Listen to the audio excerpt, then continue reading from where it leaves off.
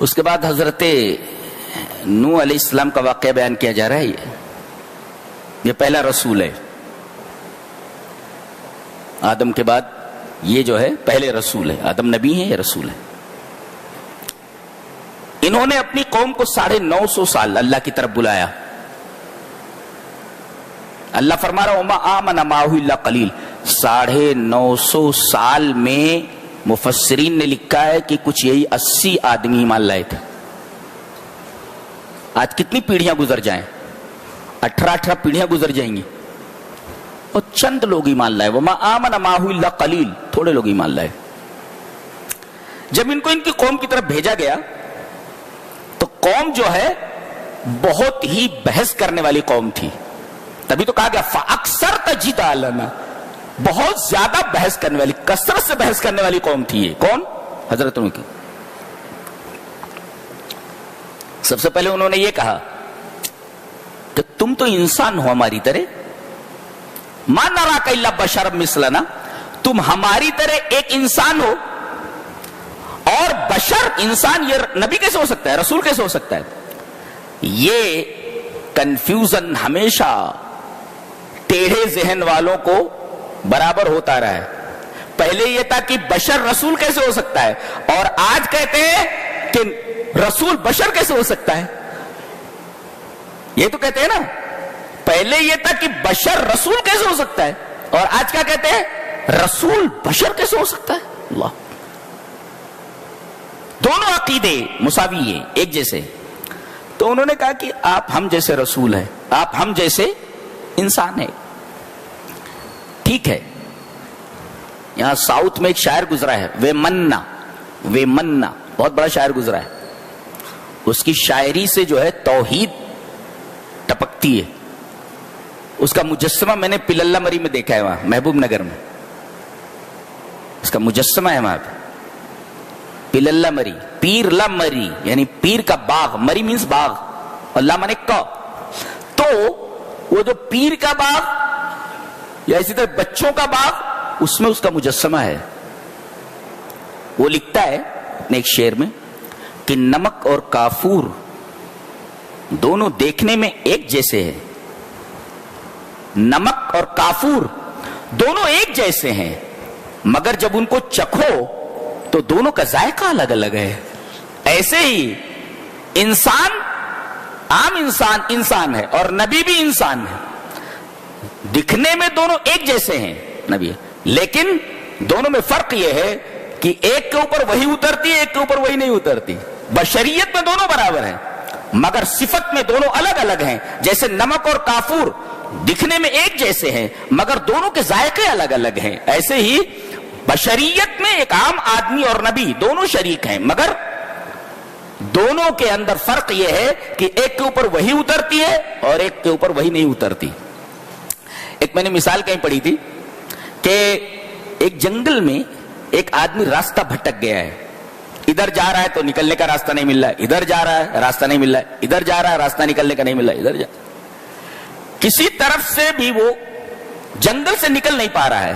مایوس ہو کر کے ایک درخت کے نیچے بیٹھ جاتا ہے اور اسے یہ یقین ہو جاتا ہے کہ اب میں بھوکا پیاسا یہیں مر جاؤں گا، جنگل سے نہیں نکل پاؤں گا. اتنے میں ایک آدمی آتا ہے. Hi dude, what are you doing here? کیا کر رہے؟ ارے بولے میں یہاں جنگل میں پھنسا ہوا ہوں بھائی، میں جنگل سے نکل نہیں پا رہا ہوں. کہا کہ آؤ میں تمہیں جنگل سے نکلنے کا راستہ بتا رہا ہوں. اب یہ ضد کرنے لگے، ارے تو میری طرح ایک انسان ہے، تو مجھے کیا راستہ بتائے گا؟ ارے بے وقوف، وہ تیری طرح انسان ہے مگر وہ راستے سے باخبر ہے، تو راستے سے بے خبر ہے. دونوں میں فرق ہے. رسول جو ہوتا ہے وہ راستے سے باخبر ہوتا ہے، تو راستے سے بے خبر ہے. بشریت میں دونوں برابر ہیں مگر ایک بے خبر ہے اور ایک باخبر ہے. لہذا یہ اعتراض کہ بشر رسول کیسے ہو سکتا ہے، ایک ذہنی اپج تھی ان کی، اور وہ بھی خراب ذہن کی ایک اپج.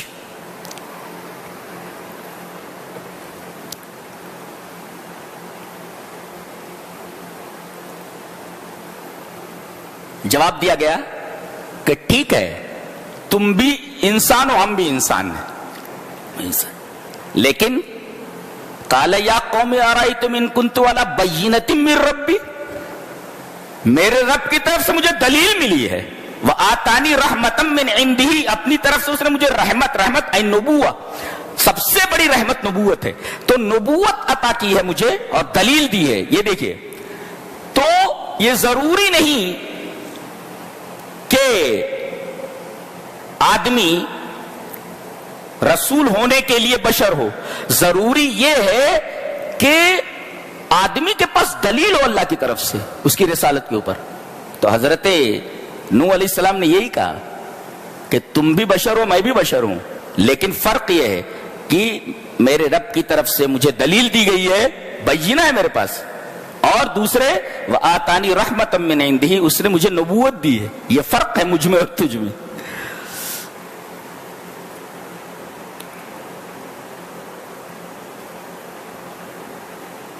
فرمایا گیا یہ جو رحمت اور نبوت ہے یہ کسی کو زبردستی نہیں دی جاتی، کسی کو بس تھوپا نہیں جاتا اگر آدمی اسے ناپسند کر رہا ہے۔ یہ تو بڑے خوش نصیب ہوتے ہیں جو ہدایت کو قبول کرتے ہیں۔ انلزمکموہا، ہم تمہارے سر پر اسے ڈال دیں، وانتم لہا کارہون، اور تم اس کو ناپسند کرتے ہو۔ تو یہ رحمت، یہ نبوت، یہ ایسی چیز نہیں ہے کہ زبردستی تمہارے سر پر رکھ دی جائے، قبول کرنا ہو تو قبول کرو، منا جاؤ۔ یہ ہے انلزمکم وانتم لا کارہون، ہم لازم کر دیں، تمہارے سر پر ڈال دیں، اس کو تھوپ دیں تمہارے اوپر۔ یہ تھوپنے والی چیز نہیں ہے، قبول کرنا ہو تو کرو۔ اور دوسری چیز یہ کہہ رہے ہیں، دوسرا اعتراض کہ تم پر ایمان لانے والے چھوٹے لوگ ہیں، ارزل کی جمع ارازل، یہ معاشرے کے، سوسائٹی کے گئے گزرے لوگ ہیں، ارازل ہیں، غریب لوگ ہیں، لاچار اور مجبور لوگ ہیں۔ یہ دلیل ہے اس بات کی کہ اگر تمہاری یہ دعوت سچی ہوتی تو بڑے لوگ اور شرفاء اس کو قبول کرتے۔ یہ چھوٹے لوگوں کا تمہاری دعوت قبول کرنا اس بات کی دلیل ہے کہ تمہاری دعوت ٹھیک نہیں ہے، صحیح نہیں ہے، تمہاری دعوت میں کوئی دم نہیں ہے۔ یہ دوسرا اعتراض ہے ان کا، اس کا جواب دیا جا رہا ہے، اور کیا فطری جواب ہے۔ وَيَا قَوْمِ لَا أَسْأَلُكُمْ عَلَيْهِ أَجْرًا، اللہ اکبر۔ حضرت نوح نے کہا کہ میں جو یہ دعوت پیش کر رہا ہوں اس پر اجر نہیں مانگ رہا ہوں، اب اجر نہیں مانگ رہا ہوں تو مجھے ان سے کچھ لینا دینا نہیں ہے، اور ان سے آپ لوگوں سے کچھ لینا دینا ہے۔ اگر مقصود اجر ہوتا، پیسہ ہوتا، تب یہ اعتراض بجا تھا۔ اب جب میں اجر لے ہی نہیں رہا تو میری نگاہوں میں امیر اور غریب دونوں برابر ہیں، لہذا یہ اعتراض تمہارا ایک سطحی اعتراض ہے جس کے بیک میں کوئی مضبوط دلیل موجود نہیں ہے۔ ارے بھائی جب مجھے پیسے ہی نہیں چاہیے، اجر ہی نہیں چاہیے، تو میری نگاہوں میں امیر اور غریب دونوں برابر ہیں، تو یہ کہنا کہ امیروں نے اس کو قبول نہیں کیا، اس بات کے اندر کوئی دم نہیں ہے۔ لیکن قوم نہیں مانی، دعا کرے، دعا کیا انہوں نے، اے اللہ کافر کا ایک گھر بھی نہ چھوڑ۔ اللہ نے کہا کہ یہ جو تمہارے اوپر ایمان لائے ہیں ان کو بچانے کے لیے، اور کچھ جانور ہیں ان کو بچانے کے لیے کشتی بنا لو۔ سب سے پہلی کشتی دنیا میں حضرت نوح علیہ السلام نے بنائی اور اللہ تبارک و تعالیٰ کی نگرانی میں بنائی جی۔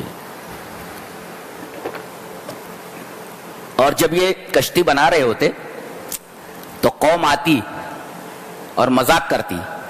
مذاق کا طریقہ کیا تھا؟ ارے ابھی یہ کہہ رہا تھا نبی ہے، اب یہ بڑا ہی بن گیا، بولے تھے کارپینٹر بن گیا، بولے تھے ایسا بولتے تھے۔ کیا بولتے تھے؟ سخروا منہ، حضرت نوح علیہ السلام سے مذاق کرتے، ارے یہ ابھی کہہ رہا تھا کہ نبی ہے، اب یہ دیکھو کارپینٹر بن گیا ہے، ایسا مذاق اڑاتے۔ عذاب آیا، عذاب کی ابتدا کہاں سے ہوئی؟ تنور سے، جہاں سے روٹی پکتی ہے۔ اللہ اکبر۔ اس میں نکتہ یہ ہے کہ اگر آدمی اللہ کی نافرمانی کرتا ہے اور اپنی نافرمانی سے باز نہیں آتا تو جس چیز پر وہ زندہ رہتا ہے، جس کے بغیر وہ زندہ نہیں رہ سکتا، اسی کو اس کے لیے عذاب بنا دیتا ہے۔ ایسا نہیں ہوا؟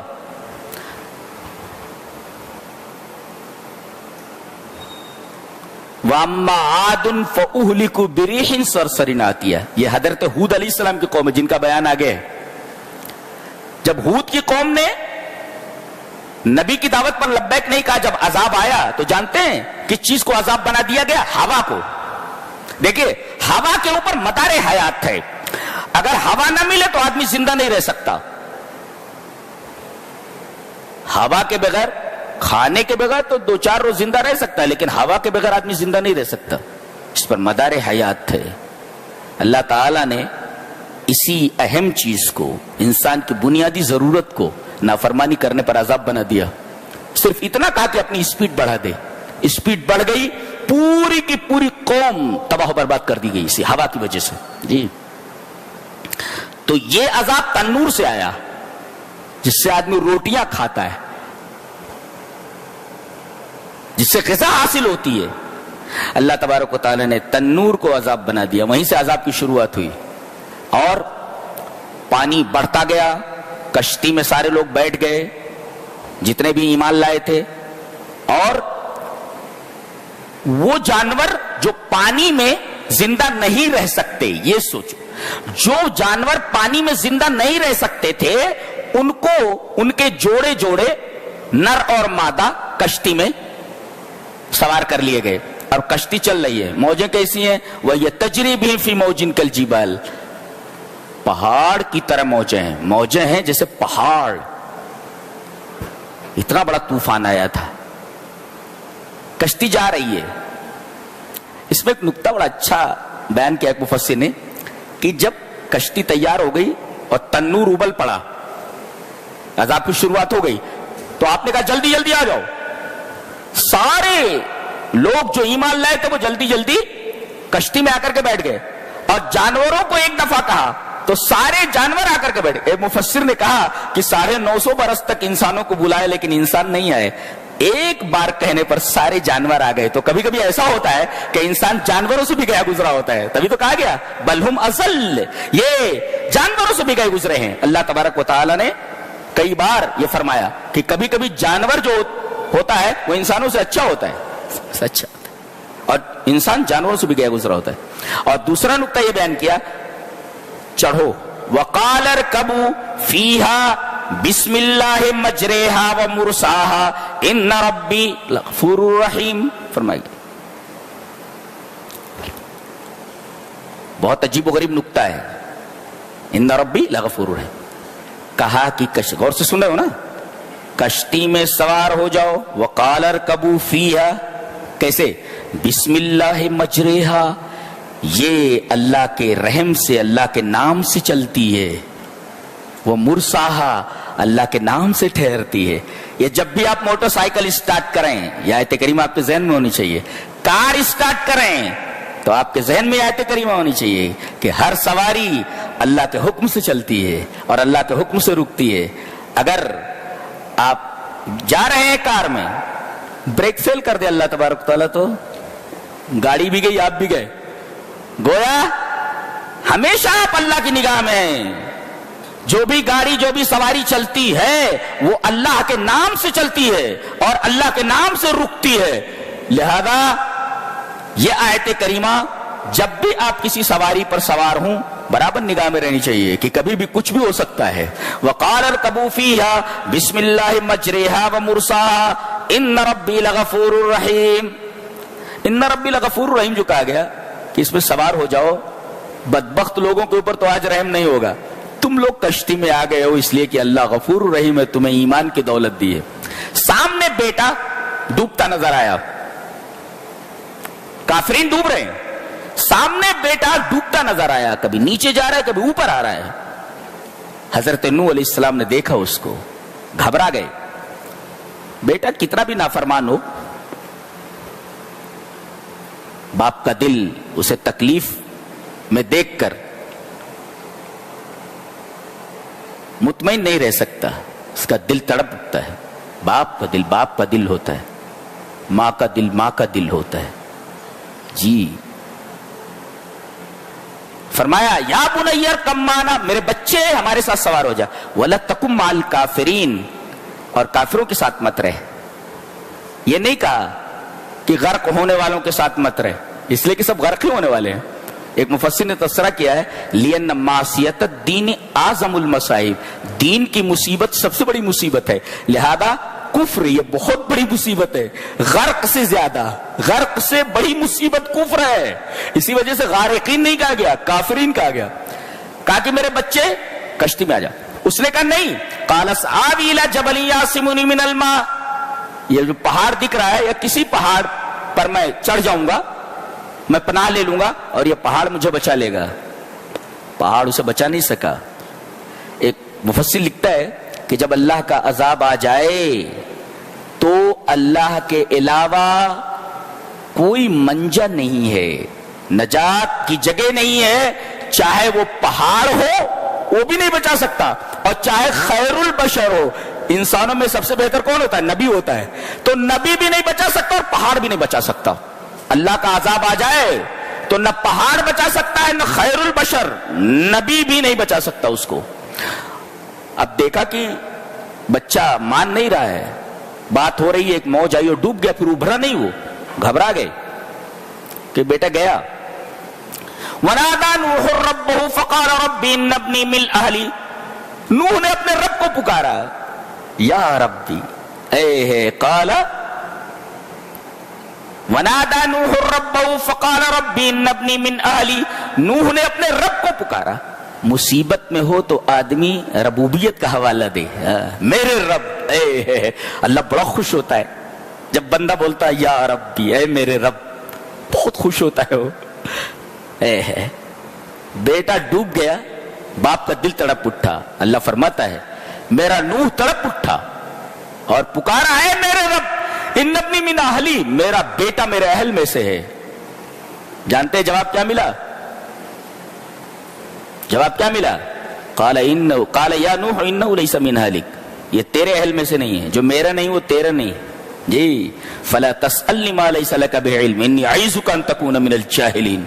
अल्लाह, ये डांट है ऐसे नबी को जो 950 बरस तक अल्लाह की तौहीद की दावत लोगों को देता रहा। एक रिक्वेस्ट नहीं मानी गई, एक रिक्वेस्ट नहीं मानी गई, और सवाल किया तो डांट पड़ी, इन्नी अईज़ुका अन तकूना मिनल जाहिलीन, मैं तुझे नसीहत कर रहा हूं कि जाहिलों में ऐसा मत हो जा। एक नबी को डांट पड़ रही है। कोई पीर बचा लेगा, कोई बाबा बचा लेंगे, या नबी नहीं बचा पा रहा है, रिक्वेस्ट कर रहा है तो रिक्वेस्ट रद्द कर दी जा रही है। नबी नहीं बचा सका है, बाबा बचा लेंगे मुसीबत से।